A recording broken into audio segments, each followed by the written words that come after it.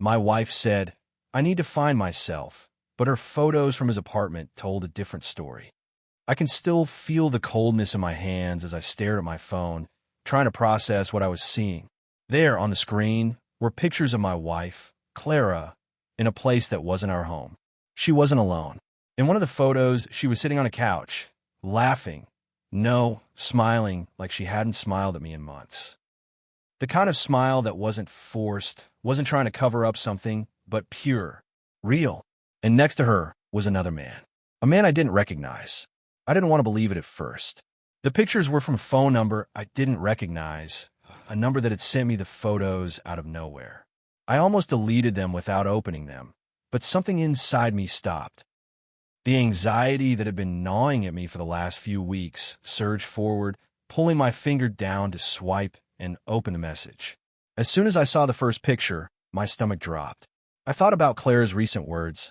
I need space. I need time. I need to find myself. She had said it so calmly, as if that explanation should settle everything. I had agreed, giving her space, thinking maybe this was just some midlife crisis or a temporary phase. But those words never sat right with me. Not really. Finding herself? We'd been together for almost 10 years. We had a life together, a home, a future. How could she not know who she was? I tried to be understanding. I had even pushed myself to be supportive, even though I was confused and hurt. But now, seeing her laughing with some guy in what I could only guess was his apartment, something about it felt like a punch in the gut. I couldn't look away from the photos.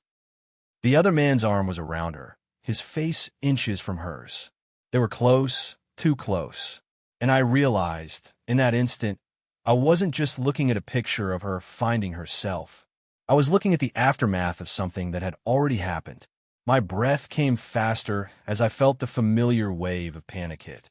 My fingers shook as I scrolled through more pictures, some of them clearly taken in what looked like a cozy, dimly lit apartment, others showing Clara in a city I didn't recognize.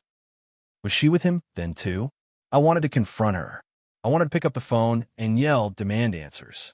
But I didn't. Not yet. I wasn't ready to hear whatever excuses she would have. I didn't know if I even cared about her explanation at that point. The trust, the comfort, the certainty of who she was to me, it was all shattered in a single moment. The longer I sat there, staring at the pictures, the angrier I got. The reality that she had been hiding this from me for who knows how long was unbearable. My mind started to race with all the times she'd been distant, all the nights she'd stayed out longer than usual, or said she was with friends, or working late at the office. I had been so damn trusting, so patient, and now all of it felt like a cruel joke. Was it all just lies? I heard the front door open downstairs, and I felt my heart skip a beat. Clara was home. She didn't know I knew yet. She didn't know I had seen the photos. For a moment, I felt paralyzed. What was I supposed to do? How was I supposed to act when she walked in? I stood there, clutching my phone like it was the only thing tethering me to reality. My head was spinning. Should I confront her right now? Should I wait until she's settled? Should I act normal? I couldn't do it. I couldn't pretend anymore. I needed answers. I heard her footsteps coming up the stairs, and my legs finally moved. I walked toward the hallway, not sure if I was walking toward her or away from her. I was angry. I was hurt. But most of all, I felt betrayed. She stepped into the living room, her face lighting up when she saw me. "Hey," she said softly, like she had no idea the storm brewing in my chest. "How was your day?" I didn't answer right away. I couldn't. My voice was stuck in my throat, and all I could think of was those photos, the way she'd been with him, the way she wasn't with me. "Clara," I finally said, my voice tight. "We need to talk." She froze. The smile on her face faltered, her eyes flicking nervously from my face to the phone in my hand. She already knew. I could see it in her expression. "Is everything okay?" she asked, her voice too casual, like she was trying to avoid whatever was happening. "No," I said, stepping forward. "Everything is not okay." I raised my phone, showing her the pictures without saying another word. Her face paled as she saw what I was holding, and she took a step back, her mouth opening and closing like she was searching for the right words, but couldn't find any. "Clara, what is this?" I asked, my heart pounding in my chest. She swallowed hard, her hand coming up to wipe a tear that threatened to fall.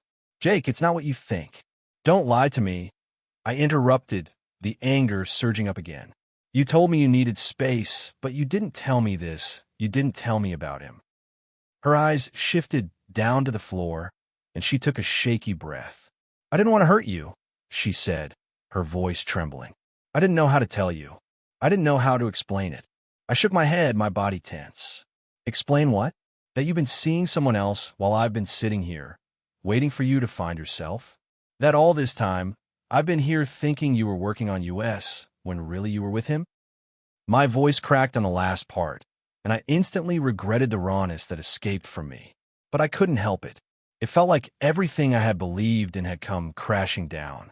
I didn't want it to happen like this, she said, her eyes filling with tears. I never meant for you to find out like this.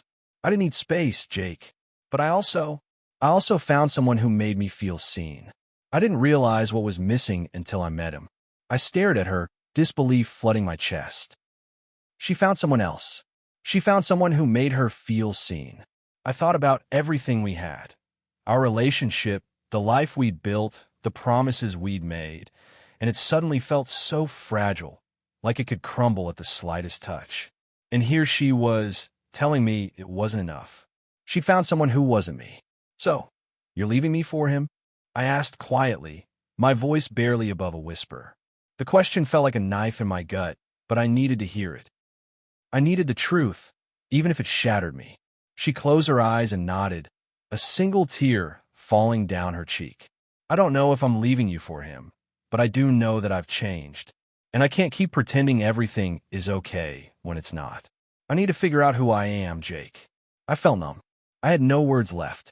All the fight drained out of me as I realized the woman I thought I knew, the woman I had married, was gone. And she wasn't coming back. I think you've already figured it out, I said, my voice distant now, like I was talking to someone else. And I think I need to let you go.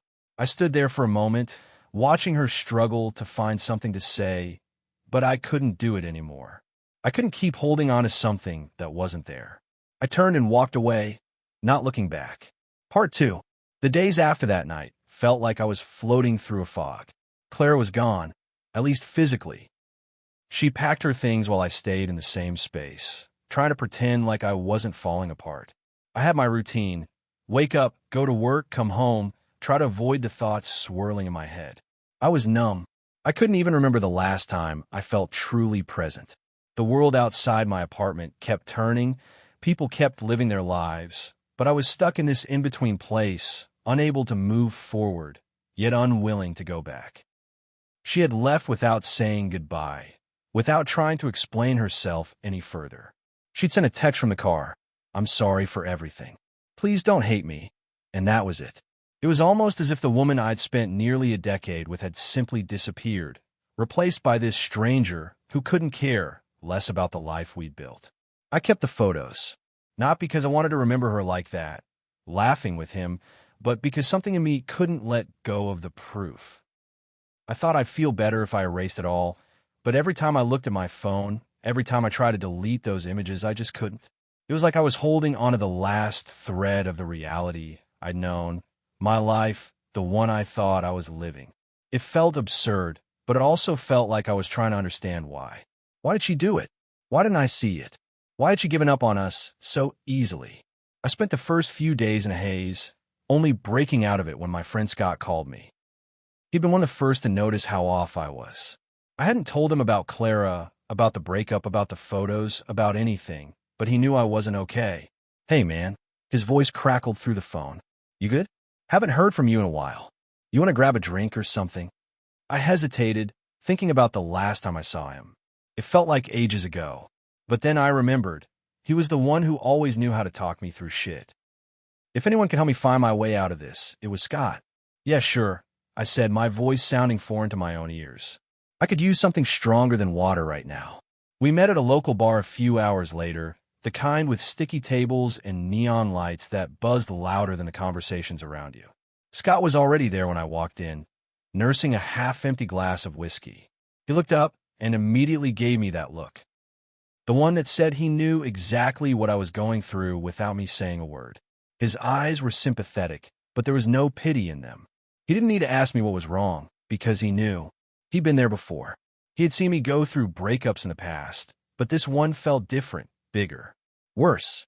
"Damn, man," he said, setting down his drink as I sat down across from him. "What happened? You just disappeared." I sighed and ran a hand over my face, trying to put the words together. It wasn't easy. I told myself I wasn't going to talk about it, that I didn't need to explain myself. But the truth was I was drowning in confusion, and I needed someone to listen. "It's Clara," I started, my voice barely audible. She left. We're done. I found out she's been seeing someone else." Scott didn't flinch, didn't give me the typical "I'm sorry" speech. Instead, he leaned in, his face serious.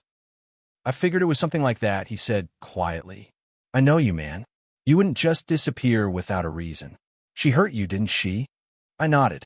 "Yeah, I thought we were fine. I thought things were good. But I found photos of her with some other guy. They were in his apartment, and they were close. Really close." She was smiling. Like, actually smiling. I haven't seen that smile in months. Scott paused for a second, as if choosing his words carefully. "You know, I think the worst part of it is the way she let you believe things were fine. I mean, I get it. Relationships go through tough times, but she didn't even try to work through it with you, did she?" I shook my head. No, it was all about her finding herself, and I was just supposed to sit back and wait for her to figure it out. Like I was supposed to be the understanding husband while she did whatever, and then I find out she's already moved on with someone else. "That's the kicker, right?" Scott said, his tone bitter now. "She probably wanted to have it all. The comfort of you being there while she explored whatever else was out there. But when she found someone else, she just bailed." I sat back in my chair, trying to take in what he was saying. It made sense in a way. Clara hadn't been forthcoming, not truly. She had told me she needed space, but she hadn't been honest about the why. She hadn't been upfront about the fact that she was emotionally checked out, or that she had already moved on in ways I hadn't even imagined. "It's just weird," I muttered, swirling the drink in my hand. "I keep thinking I should have known. I should have seen the signs. But I didn't. I was just blind." Scott leaned back and gave me a knowing look. "I think sometimes we ignore the signs, man, because we don't want to see them.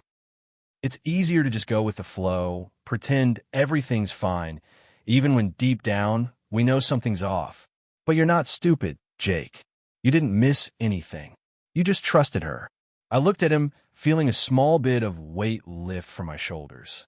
It didn't fix everything, but it helped. Just knowing that someone understood, that someone wasn't judging me, felt like a small victory. I wasn't crazy for feeling betrayed. I wasn't crazy for being upset that the woman I had shared my life with had decided to share her heart with someone else. "I don't know what to do, Scott," I said, my voice quieter this time. "I don't know where to go from here. How do you move on from something like this?" Scott took a long drink from his glass, his eyes thoughtful. "Well, first off, you stop blaming yourself. That's the hardest part. You weren't the problem. She was. Whatever she was going through, whatever she thought she needed, that's not on you. You gave her everything you had. You just trusted the wrong person with it." I nodded slowly, absorbing his words. I wasn't sure if I believed it yet, but I was trying. I didn't have any answers. I didn't have a roadmap for how to fix this. But maybe, just maybe, I could stop blaming myself. The night stretched on, and Scott and I talked about everything and nothing at the same time. At some point, the anger started to subside, the frustration fading into something softer, something more manageable. Maybe it wasn't all going to fall into place overnight, but I didn't have to carry it all at once. I didn't have to fix myself right now. For the first time in days, I felt a glimmer of hope. Not for Clara, but for myself. I didn't know what the future held, but I knew one thing. I had to let go of the past if I was ever going to move forward.